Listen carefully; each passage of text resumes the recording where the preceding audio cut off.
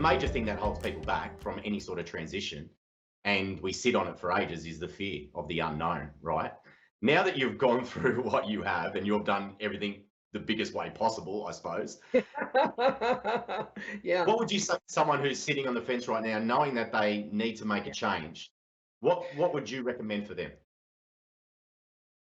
Two things. One, you need to start to trust yourself. I know I'm talking about it like it's two different people, but it's really one person actually learning to trust themselves and getting that clarity.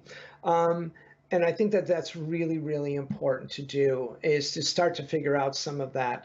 Um, but the other thing I think that we need to do is we need to understand what fear is and actually how it is an advantage for you to start to know yourself and to start to see different changes in your world. Because you have to change the word possibilities to possible. And that comes through really understanding and clarifying who you are with yourself. And it also comes from understanding how to get past fear. So here's what fear teaches us. And I love fear because you can overcome fear very easily. It's actually a skill to overcome fear. Fear is actually a mechanism. It's not our fears, it's fear. There's a fear mechanism in the brain. And what happens is when something happens outside, a stimulus hits the brain, right? It could be positive or negative. And most times it's not as negative as we make it.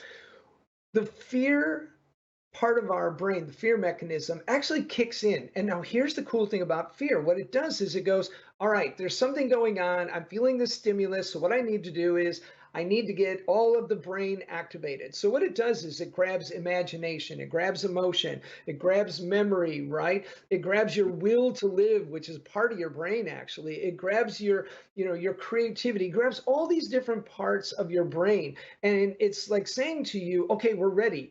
And then what it does is once it's in your brain, if you start really thinking about something, it starts to push into your body. It starts to use the nervous system and drives it deep into your body so that you are feeling the fear.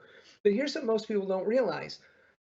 The way you fear your own fears is just a habitual reaction, right? When you start to learn that it's not yours, it is actually a mechanism that's going to go off no matter what. And it doesn't know the difference between excited and scared, right? Getcha. Yes. So when you understand that, it poses a question. When's the last time one of your goals created that kind of magic in your brain, stimulated the entire brain and it was so strong that it permeated your entire being. Your adrenal glands went flying, right? Your body's like at attention and you're so excited you want to jump, up and down. You just go like, you know what? I'm not in a position to do it, but I'm doing it, right? Yeah. And so Yeah. when you understand fear, you actually understand courage and success because it's the exact same trigger in the brain. So it's actually, we call it a fear mechanism, right? But we label all kinds of things stupidly in this world.